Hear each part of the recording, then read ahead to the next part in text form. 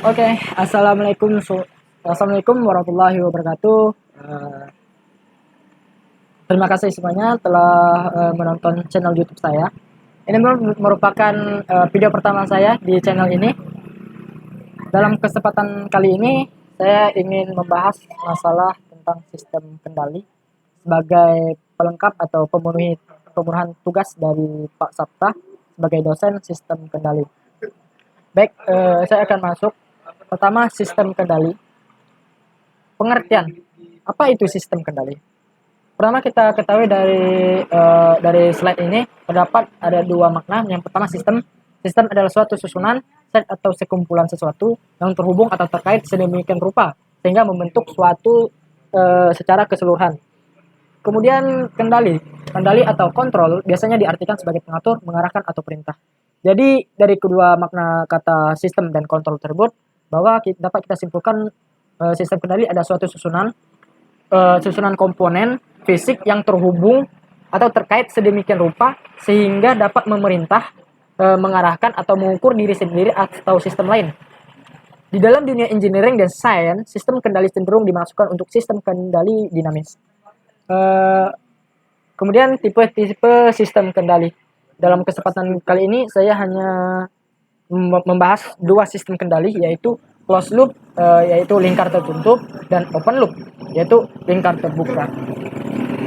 Untuk poin pertama, open loop, pengertiannya adalah sistem kendali loop terbuka atau open loop control system adalah sistem kendali yang sinyal keluarannya tidak berpengaruh terhadap aksi pengendalian.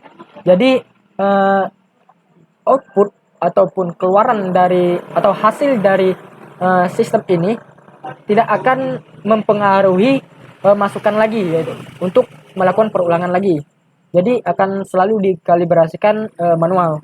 Dalam hal ini sinyal keluaran tidak diukur atau diumpamdalikan ya, seperti yang saya bilangkan tadi untuk dibandingkan dengan sinyal masukannya. Oke, di slide kita lihat ada bagan yaitu untuk mempermudah. Yang pertama ada input, controller, plan dan output. Dari input ini adalah masukannya, controller adalah alatnya, plan adalah suatu rancangan kita, perintah kita untuk menghasilkan output yang kita inginkan. Dari open loop terdapat kelebihan dan kekurangan, baik dari segi material, segi finansial. Yang pertama ada kelebihan, yaitu kelebihan pertama yaitu memiliki konstruksi yang sederhana. Kita ketahui bahwa open loop ini sangat sederhana karena tidak memerlukan banyak barang, banyak komponen dan lebih hemat. Dan hal ini juga berkaitan dengan poin kedua dari kelebihannya yaitu biaya pemilihan lebih terjangkau. Kemudian tidak ada masalah dalam stabilitas, lebih cocok digunakan jika output sulit diukur. Di balik kelebihan pasti ada kekurangan. Baiklah, kekurangan dari open loop atau lingkar terbuka itu perlu dikalibrasi sistem secara teratur. Berarti kita harus sering-sering kalibrasi untuk mengetahui bagaimana sih sistemnya agar stabil. Kemudian bisa digunakan jika telah mengetahui hubungan input dan output. Berarti untuk melakukan open loop kita harus mengetahui hubungan atau relasi antara input dan output. Bisa digunakan poin ketiga yaitu bisa digunakan jika tidak ada gangguan internal dan eksternal. Kemudian ada poin keempat, output pada sistem akan berubah terhadap waktu. Untuk open loop saya cukup sampai sini. Kemudian kita lanjut ke materi kedua yaitu closed loop. Closed loop memiliki arti yaitu sistem kendali loop tertutup adalah sistem kendali yang sinyal keluarannya mempunyai pengaruh langsung terhadap aksi pengendalian. Jadi keluarannya akan mempengaruhi sinyal masukan dan akan memberi feedback terhadap masukan. Di mana pemakaian aksi umpan balik pada loop tertutup bertujuan untuk memperkecil kesalahan sistem. Jadi ini fungsinya untuk bertujuan untuk memperkecil kesalahan sistem.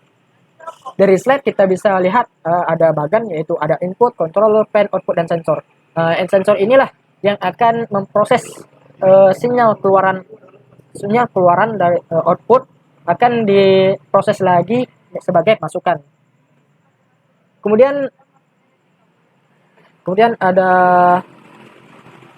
kelebihan dan kekurangan. Oh maaf, ini adalah closed loop ya. saya ada kesalahan teknis. Yang pertama ada kelebihan. Kelebihan pertama adalah memiliki ketelitian yang terjaga. Karena prosesnya selalu melakukan feedback, maka ketelitian akan terjaga. Kemudian poin kedua, kelebihannya dapat mengetahui karakteristik dalam perubahan pada plan. Jadi setiap dia melakukan feedback, maka dia akan mengetahui karakteristik sistem yang telah berjalan gitu. Kemudian ketidaklinear antara komponen pada sistem tidak terlalu mengganggu. Jadi keseimbangan komponen atau keselaraan komponen pada sistem itu tidak terlalu terganggu pada sistem closed loop.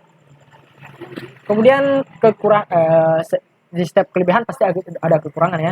Dari kekurangan tersebut yaitu perawatannya lebih rumit, memerlukan biaya mahal, cenderung ke arah osilasi. Oke, untuk pembahasan open loop dan closed loop kita cukup. Kemudian kita masuk ke masalah fungsi transfer. Pengertian dari fungsi transfer. Dari fungsi transfer ini didefinisikan sebagai perbandingan transformasi Laplace. Di sini kita lihat ada pengertian dari transformasi Laplace adalah suatu teknik untuk menyederhanakan. Jadi untuk memasuki transformasi itu, maka kita harus melakukan penyederhanaan yang dapat membantu dalam melakukan analisis sistem, invarian waktu, linear sebagai rangkaian elektronik, osilator, harmonik, define of stick, dan sistem mekanik yang lainnya. Ya, kita lanjut. Output terhadap transformasi Laplace sinyal input dengan menganggapkan seluruh kondisi mulanya 0. Jadi kita anggap proses inputnya awal itu adalah awal mulanya dengan 0. Dengan mengetahui fungsi transfer system, maka kita dapat mengetahui relasi atau hubungan langsung antara masukan dan keluaran dari sistem. Kemudian ini contoh ini saya ambil dari mekanik sistem pegas, dan UT dan perpindahan dari dasar YT adalah perpindahan massa, K adalah konstansa pegas, M adalah massa total sistem, dan B adalah koefisien gesekan.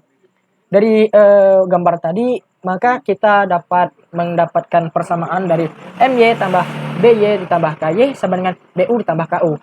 Dengan mengambilkan transfer Laplace persamaan, maka kita akan dapat membentuk suatu persamaan lagi, yaitu MS kuadrat YS ditambah BSYS ditambah KYS sama dengan BSUS ditambah KUS. Berarti bisa kita lihat dari gambar sebelumnya. Atau MS kuadrat ditambah BS ditambah KYS sama dengan BS ditambah KUS. Sehingga fungsi transfer system mekanis dapat kita bentuk sebagai rumusan akhir, yaitu YS per US sama dengan BS ditambah K per MS kuadrat ditambah BS ditambah K. Ini merupakan proses akhir dari persamaan tersebut. Oke, lanjut. Untuk fungsi transfer kita selesai, berarti kita masuk ke poles and zeros. The poles and zeros tidak terlalu saya tidak terlalu memahami. Untuk melengkapinya saja, maka saya hanya ingin menyebutkan pengertian dari poles and zeros. Poles and zeros.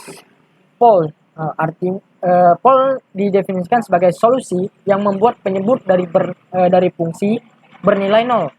Sedangkan zero yaitu solusi yang membuat pembilang dari fungsi bernilai 0. Berarti pole and zero hanya berbeda dari penyebut dan pembilangnya saja.